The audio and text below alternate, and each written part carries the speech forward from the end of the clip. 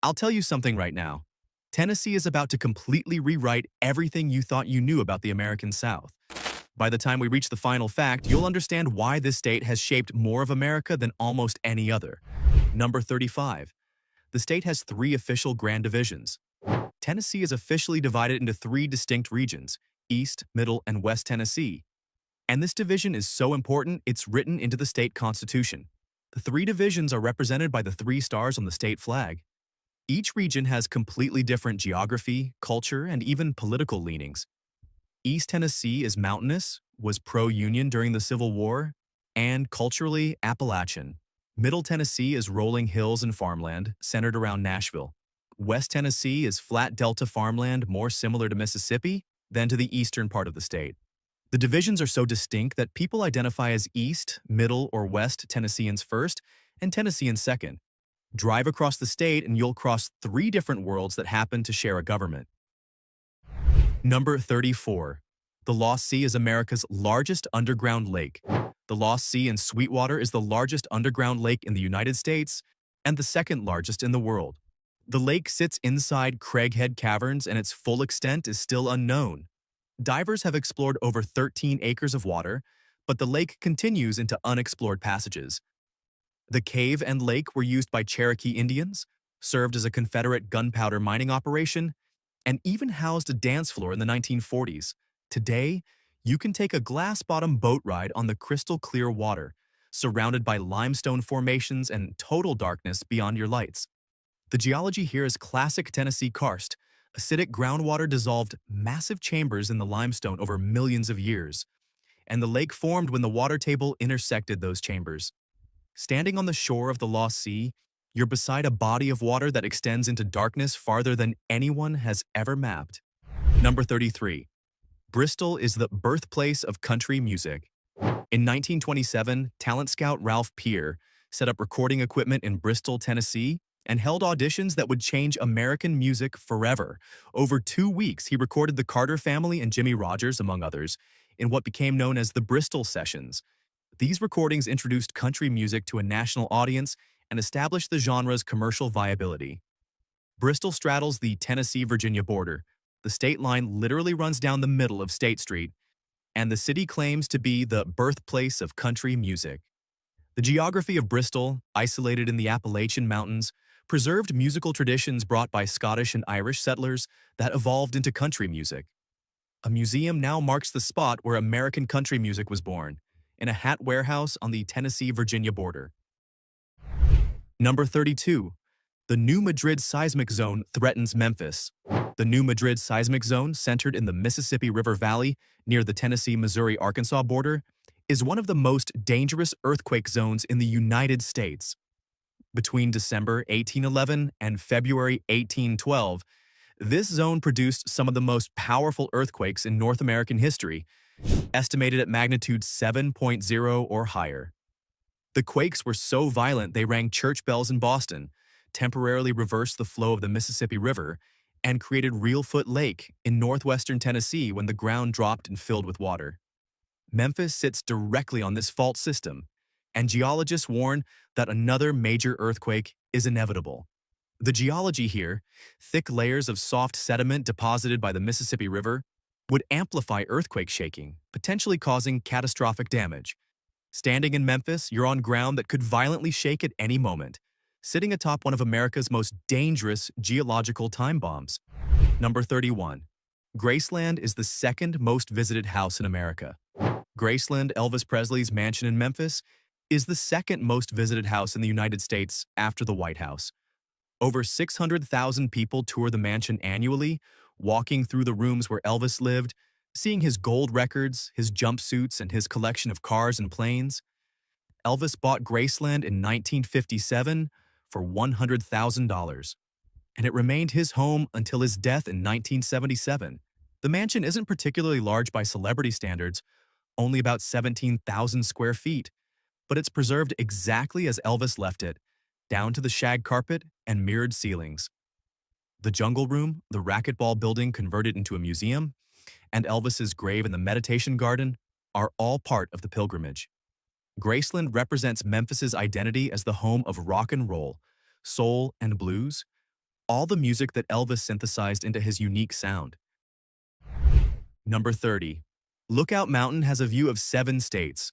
From the top of Lookout Mountain near Chattanooga, on a clear day, you can supposedly see 7 states: Tennessee, Georgia, Alabama, North Carolina, South Carolina, Kentucky, and Virginia.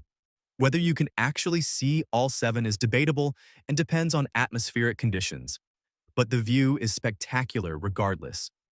The mountain rises abruptly from the Tennessee River Valley, creating a dramatic escarpment.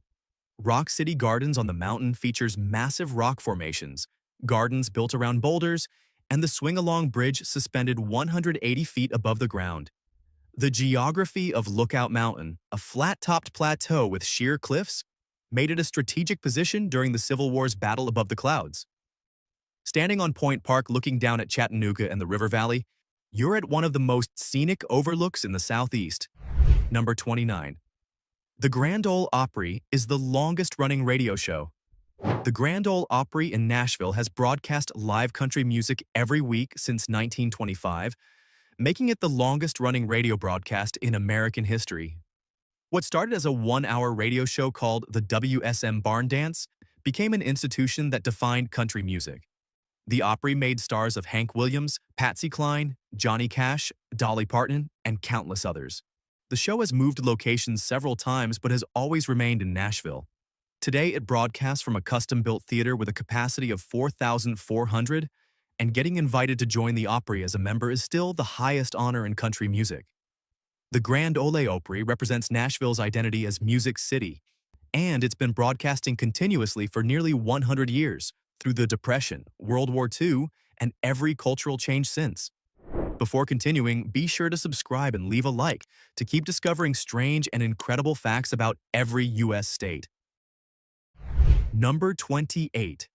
Ruby Falls is the tallest underground waterfall. Ruby Falls, located deep inside Lookout Mountain, is the tallest and deepest underground waterfall open to the public in the United States. The falls plunge 145 feet inside a limestone cave, 1,120 feet below the mountain's surface.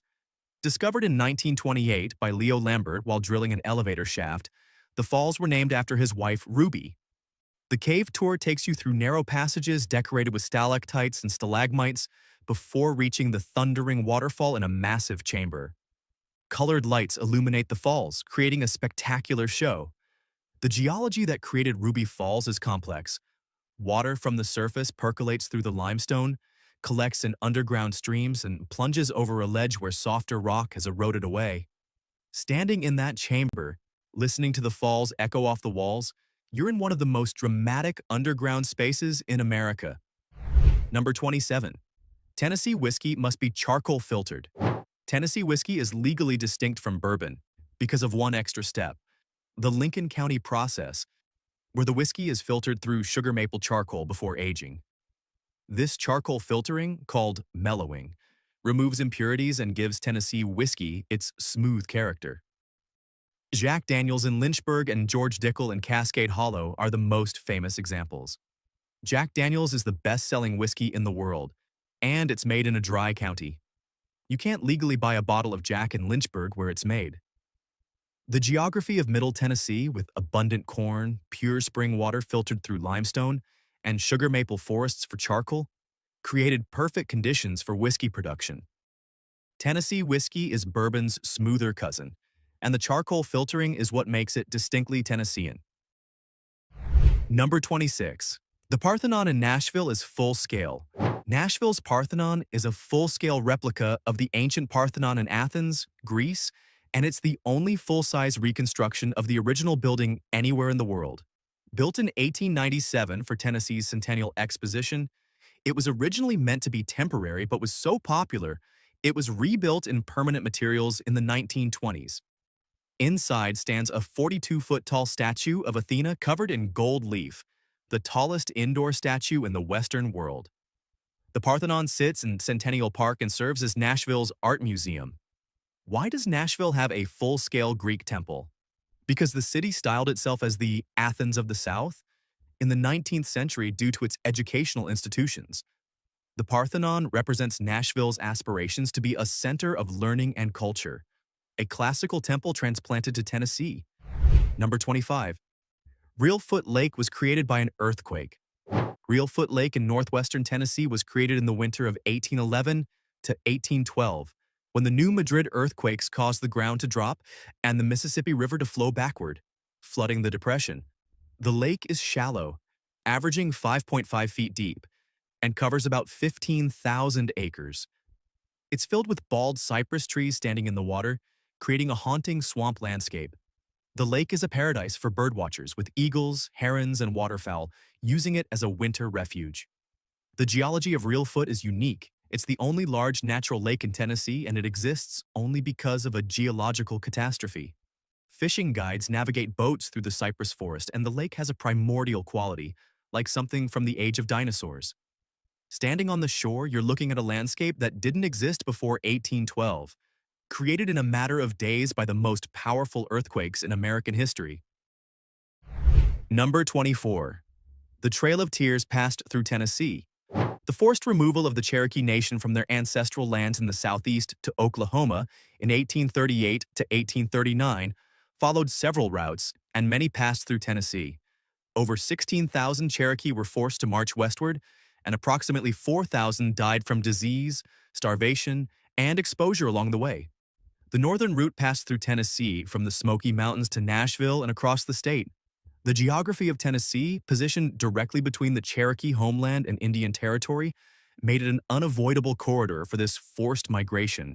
You can visit markers and historic sites along the Trail of Tears, National Historic Trail throughout Tennessee, somber reminders of one of the darkest chapters in American history. The Cherokee called it the Trail Where They Cried, and Tennessee soil holds the graves of thousands who didn't survive the journey. Number 23. Sun Studio recorded the first rock and roll record. Sun Studio in Memphis is where rock and roll was born. In 1951, Sam Phillips opened Memphis Recording Service, and in 1954, a young truck driver named Elvis Presley walked in to record a song for his mother. Phillips paired Elvis with guitarist Scotty Moore and bassist Bill Black, and they recorded That's All Right, considered by many to be the first rock and roll record. Sun Studio also recorded Johnny Cash, Jerry Lee Lewis, Carl Perkins, Roy Orbison, and B.B. King. The studio is tiny, just a small storefront on Union Avenue, but its impact on music is incalculable. You can still tour Sun Studio and stand in the spot where Elvis, Johnny, and Jerry Lee recorded. The checkerboard floor, the vintage microphones, and the acoustics are preserved exactly as they were. Memphis's geography as a meeting point of Delta blues, country music, and gospel created the perfect conditions for rock and roll to emerge. Number 22. The Smoky Mountains are the most visited national park. Great Smoky Mountains National Park, split between Tennessee and North Carolina, receives over 12 million visitors annually, making it the most visited national park in the United States. The park preserves over 800 square miles of mountain wilderness, including 16 peaks over 6,000 feet. The smoke that gives the mountains their name is actually fog created by the vegetation. The dense forests release volatile organic compounds that create a bluish haze. The park has over 800 miles of trails, including 71 miles of the Appalachian Trail. The biodiversity is incredible. Over 19,000 documented species live in the park, and scientists estimate there may be 80,000 to 100,000 total species. The geography of the Smokies, high mountains catching moisture from the Gulf of Mexico, creates a temperate rainforest environment, with some areas receiving over 85 inches of rain annually. It's the most biodiverse national park in America and the most popular. Number 21. Clingmans Dome is the highest point in Tennessee. Clingmans Dome at 6,643 feet is the highest point in Tennessee and the third highest mountain east of the Mississippi River. The summit is reached by a half-mile paved trail, leading to an observation tower that looks like a UFO. From the tower, you can see over 100 miles on a clear day. The mountain sits on the Tennessee-North Carolina border in the heart of the Smokies. The ecosystem at the summit is a spruce fir forest more typical of Canada than Tennessee, and many of the trees have been killed by an invasive insect called the balsam woolly adelgid. The temperature at the summit is typically 10 to 15 degrees cooler than the valleys below, and the mountain receives over 85 inches of precipitation annually, making it one of the wettest places in the United States. Standing on Klingman's Dome, you're on the roof of Tennessee, surrounded by clouds more often than clear sky. Number 20. Beale Street is the home of the blues. Beale Street in Memphis is where the blues became a commercial music form. W.C. Handy, the father of the blues, made Beale Street famous with his compositions in the early 1900s. The street became the center of black culture and commerce in Memphis, with clubs, restaurants, and shops catering to the African-American community. B.B. King, Muddy Waters, and countless other blues legends performed on Beale Street. Today, the street is a tourist destination with live music pouring out of every club, but it retains its identity as the spiritual home of the blues. The geography of Memphis, a river port where Delta field hands came to find work and entertainment, created the conditions for the blues to flourish. Beale Street is where the pain and joy of the African-American experience was transformed into one of America's greatest musical contributions. Number 19. Tennessee has no state income tax. Tennessee is one of only 9 states with no income tax on wages. The state funds itself through sales tax, which is among the highest in the nation, and taxes on specific industries. The lack of income tax has made Tennessee attractive to businesses and retirees, contributing to the state's rapid population growth, particularly in Nashville and the surrounding counties. The geography of Tennessee, centrally located with relatively low cost of living outside the major cities, combined with the tax structure, has made it one of the fastest growing states in the South. It's a policy decision that fundamentally shapes who moves to Tennessee and where they settle. Number 18. Bonnaroo happens on a farm. Bonnaroo Music and Arts Festival, held annually on a 700-acre farm in Manchester, Tennessee, is one of the largest music festivals in America. Started in 2002, Bonnaroo attracts over 80,000 fans who camp on the farm for 4 days of music across multiple stages. The festival features rock, hip-hop, electronic, and Americana, acts performing around the clock. The geography of the site, a flat farm with infrastructure built specifically for the festival, allows for a temporary city to spring up every June. The heat and dust of a Tennessee summer farm become part of the Bonnaroo experience. It represents Tennessee's continued evolution as a music state, from the Grand Ole Opry to Sun Studio to a modern festival that draws artists and fans from around the world. Number 17. The Tennessee River flows north. The Tennessee River is one of the few major rivers in the United States that flows primarily northward. It starts in the mountains of East Tennessee, flows southwest through Alabama, then turns north and flows through Tennessee and Kentucky before emptying into the Ohio River. The river's unusual path is due to the geology of the Appalachian Mountains. The river follows ancient valleys and gaps rather than flowing directly to the nearest coast. The Tennessee River is now dammed in multiple locations by the Tennessee Valley Authority, creating a chain of lakes used for flood control, power generation, and recreation. The river and its reservoirs define much of Tennessee's geography and economy. Number 16. Oak Ridge was a secret city. During World War II, the federal government built a secret city in the mountains of East Tennessee called Oak Ridge. At its peak, over 75,000 people lived and worked there, enriching uranium for the atomic bomb dropped on Hiroshima. The entire city was fenced, guarded, and didn't appear on any maps. Workers didn't know what they were building, only that it was crucial to the war effort. The geography of Oak Ridge, isolated valleys in the Cumberland Mountains with access to TVA hydroelectric power, made it ideal for a secret installation. After the war, Oak Ridge became a center for nuclear research and is now home to Oak Ridge National Laboratory. The city represents Tennessee's contribution to winning World War II and its continued role in nuclear science. Number 15. Andrew Jackson's Hermitage shaped American politics. The Hermitage, Andrew Jackson's plantation near Nashville, is where Old Hickory planned his rise to the presidency and governed from during his years in office. The mansion and grounds are preserved as they were when Jackson lived there, including the slave quarters that held the people who actually ran the plantation. Jackson's time at the Hermitage shaped his populist political philosophy and his views on westward expansion and Indian removal. The geography of Middle Tennessee, fertile land suitable for cotton and tobacco, created the plantation economy that made Jackson wealthy enough to pursue politics. The Hermitage represents the complicated legacy of Jacksonian democracy, built on the backs of enslaved people whose labor is often erased from the story. Number 14. Dollywood is Tennessee's most visited ticketed attraction. Dollywood in Pigeon Forge, owned by Dolly Parton, is Tennessee's most visited ticketed attraction, drawing nearly 3 million visitors annually. The theme park celebrates Appalachian culture with craftsmen demonstrating traditional skills, Southern food, and rides themed around the Smoky Mountains. Dollywood employs over 4,000 people and has transformed Pigeon Forge from a small mountain town into a major tourist destination. Dolly Parton reinvests much of the park's profits into the local community, including her Imagination Library program that provides free books to children. The park represents Tennessee mountain culture commercialized but done with respect and genuine love for the region. The geography of the Smokies provides the backdrop for a theme park that celebrates the people and traditions of Appalachia. Number 13. The Battle of Shiloh was America's bloodiest day until Antietam. The Battle of Shiloh in April 1862 was the first truly massive battle of the Civil War, with over 23,000 casualties in 2 days of fighting.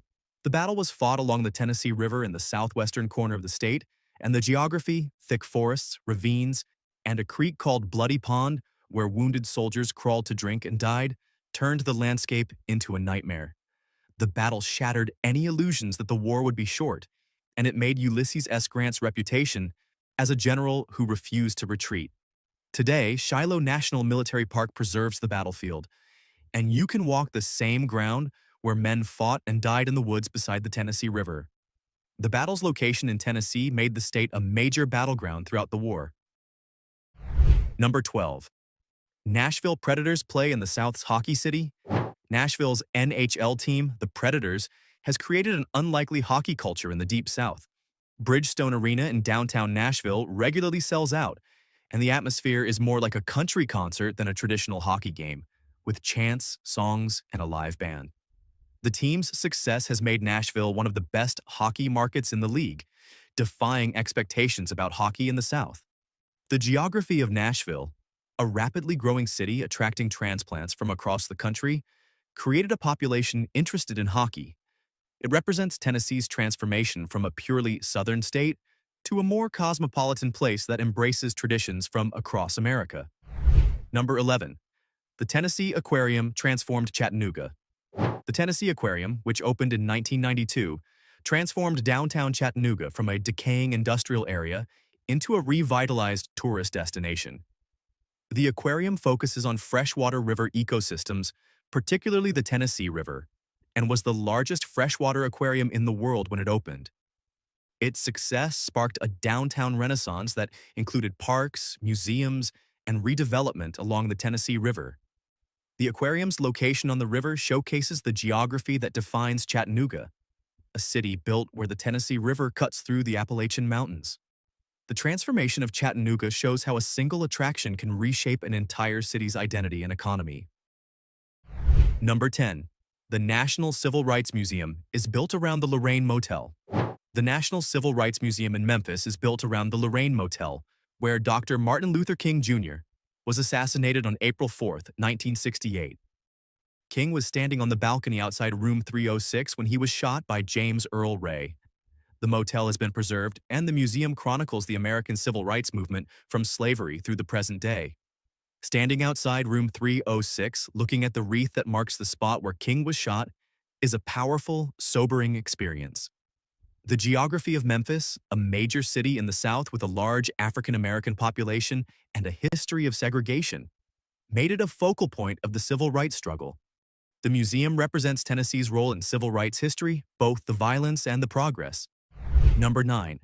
Tennessee has more caves than any other state.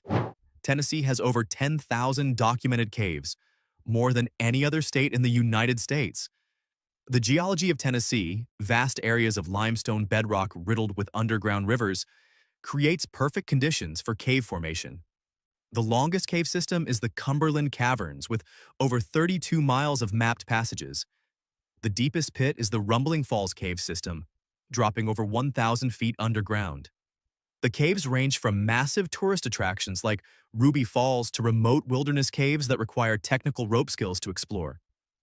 The karst landscape of Tennessee means the state is literally hollow, with underground rivers, lakes, and chambers extending miles beneath the surface.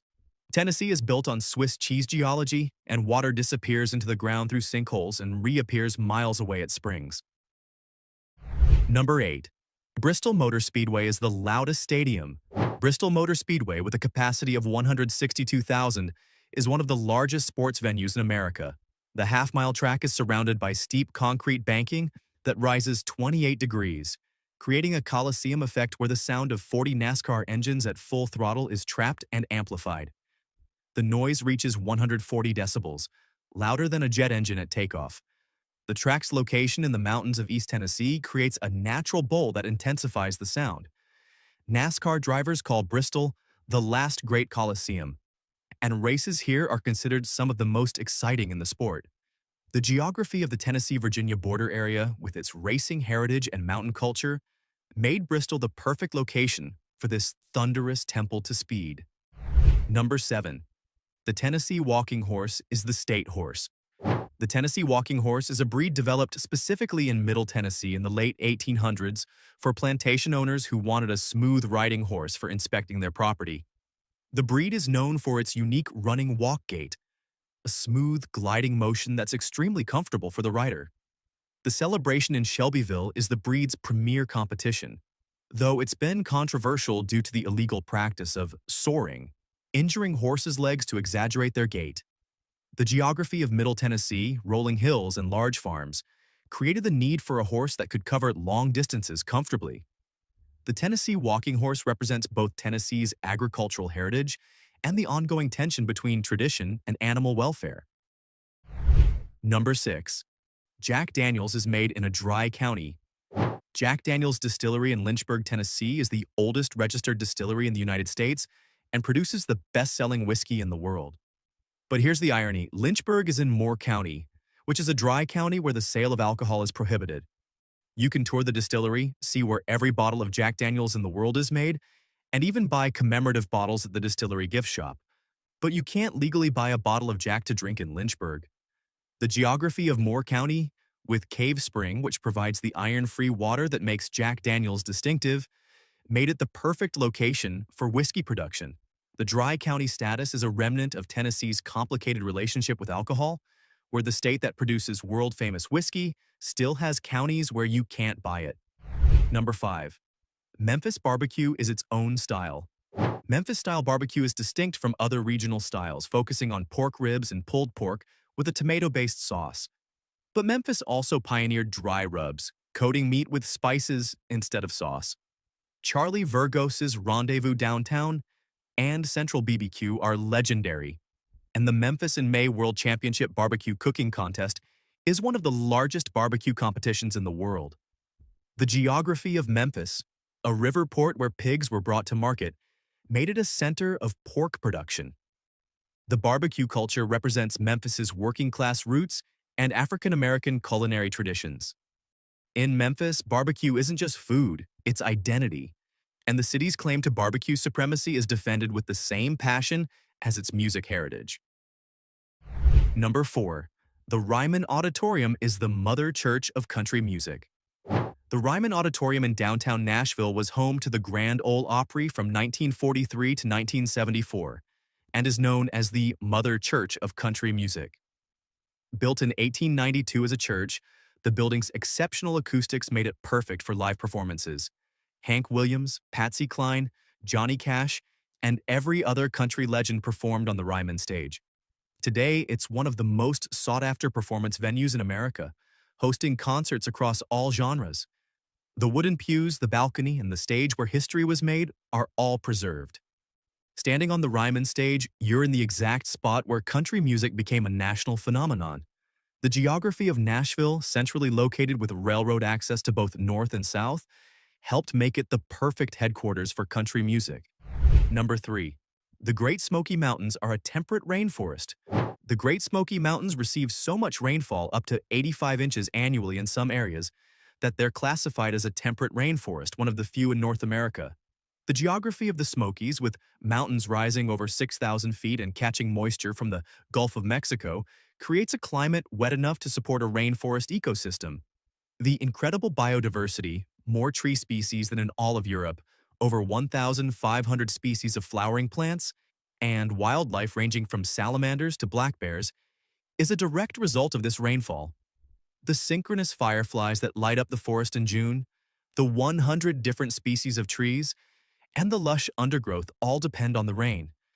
The Smokies are proof that you don't need to visit the Amazon to see a rainforest. Tennessee has one. Number 2.